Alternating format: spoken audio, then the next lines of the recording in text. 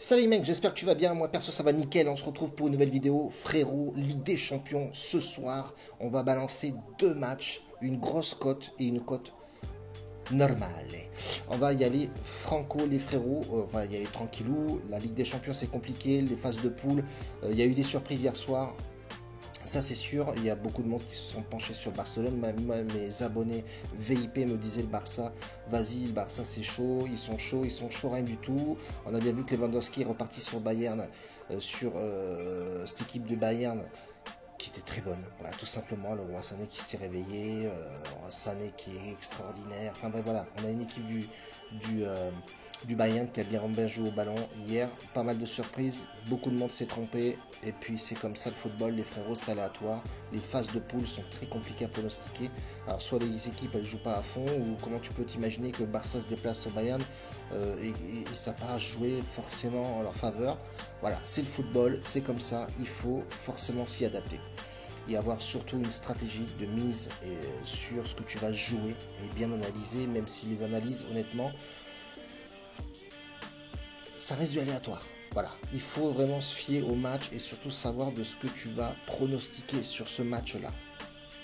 Si t'es pas encore abonné, je te laisse t'abonner juste là frérot, mets-moi un petit pouce pour le référencement et on va y aller bébé directement. Milan AC, Dynamo de Zagreb, deux équipes qui sont tout simplement en très grande forme. Le dernier match à domicile de Milan AC c'était contre l'Inter. Match au top, nickel, 10 sur 10. Le Milan AC a gagné 3-2 avec vraiment une performance au top. Attention, on a Dynamo de Zagreb qui se déplace plutôt bien aussi. Attention, sur les 5 derniers matchs, c'est 3 victoires à nul. Ok, d'accord, mais contre le Milan AC, ça va être une autre chanson. Les gars, tu vas arriver au Milan AC, frérot, ça va être autre chose. Avec le public, avec l'ambiance du Milan AC, l'identité, avec Maldini dans les gradins, arriver au Manzano, arriver au stadium, les frérots, ça va être tout simplement différent. Donc, mais j'ai un petit doute sur cette équipe de Dynamo de Zagreb qui est vraiment très très costaud, qui joue bien à l'extérieur, qui arrive à claquer du but. On part sur les deux équipes marques sur ce match-là. Cote à 2,10, elle est plutôt value pour moi et surtout elle est logique. Football, ça reste de la logique forcément. Il y a de la chance, il y a tout ce que tu veux, il y a de l'analyse, mais il y a de la logique. Et il y a surtout deux équipes qui sont plutôt pas mal en ce moment et qui vont se neutraliser certainement. Deuxième match, les frérots, qu'on a vu, c'est le Benfica.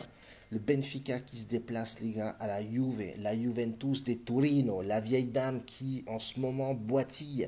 C'est pas le top. La Juventus, en ce moment, c'est pas costaud, c'est pas le top. On a bien vu sur le dernier match contre Paris. Paris, même s'ils n'ont pas fait un match extraordinaire, Mbappé a raté beaucoup de buts. Ils auraient perdu pas 2-1, mais 3-1 ou au grand maximum 4-1. Mais on a une Juventus qui est vraiment très, très, très aléatoire en ce moment. Début de championnat, pas forcément au top. Même s'ils ont fait 2 nuls, une victoire. Ils ont fait 3 nuls au total et une seule victoire. Ils perdent contre Paris. Ça fait mal. J'ai vu le match de Salernitana contre la Juventus de Turin. Salernitana qui, à l'extérieur, pose des problèmes à la Juventus à domicile. T'as vu ça où, toi? Normalement, logiquement, c'est la Juventus qui devait s'imposer largement.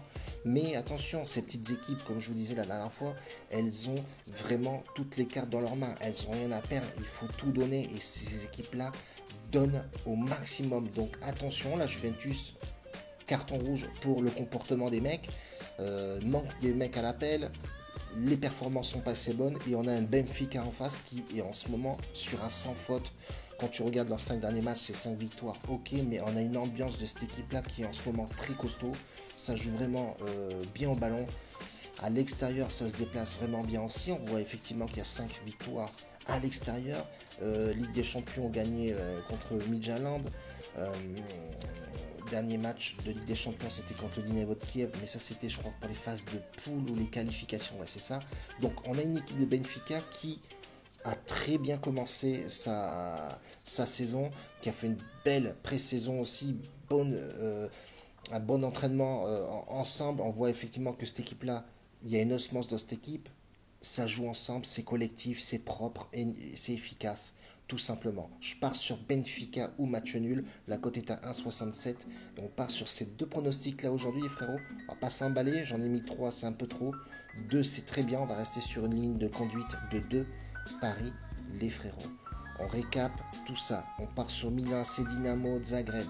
Les deux équipes marquent sur ce match-là. C'est la cote la plus dangereuse, on va dire, de 10. Et on partira sur 10, j'allais dire 10%, n'importe quoi. 1% de vente bankroll, mais ce qui va rimer à rien si les mecs ont une bankroll à 50, 10 euros, etc. Bon, bref. On part sur 1% sur ce pronostic-là. Et le Benfica ou match nul, je pars sur 5% de ma BK.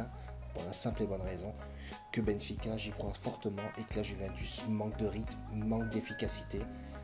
Et je pense que le coach, s'il continue dans cette lignée-là, il va pas tarder à sauter aussi, frérot. On part là-dessus, on se retrouve demain les gars pour une nouvelle vidéo. Forcément, on voit ce qu'il y a à jouer. S'il y a à jouer, on fera une vidéo. Mais s'il n'y a pas à jouer, frérot, on reste tranquille, on se pose, on balance un pronostic dans le VIP tranquillement, on balance un petit pronostic sur le Telegram public que je t'invite à voir ici en dessous de la vidéo. Et puis c'est tout. Ciao, la bise.